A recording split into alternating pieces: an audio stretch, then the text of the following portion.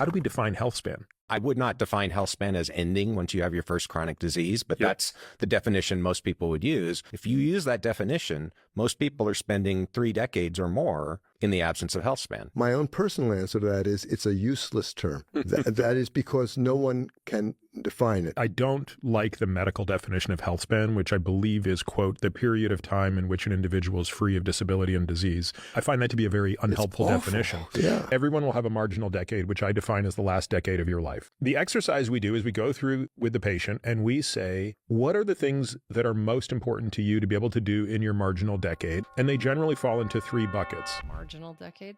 I disagree with this entire thing, actually. I don't think you need to define it for anyone else. I think everyone can define it for themselves. But Peter does mention at the end there that they ask people, like, what is it you want to be able to do in the last 10 years of your life? I wouldn't call it a marginal decade. It could be the best 10 years of your life, and you could be totally vibrant and awake and aware and cognitively sharp. You could just get hit by a bus when you're like 102 on a marginal decade. Could have been your best decade. You don't need to define it for the rest of the world. You only need to define it for yourself.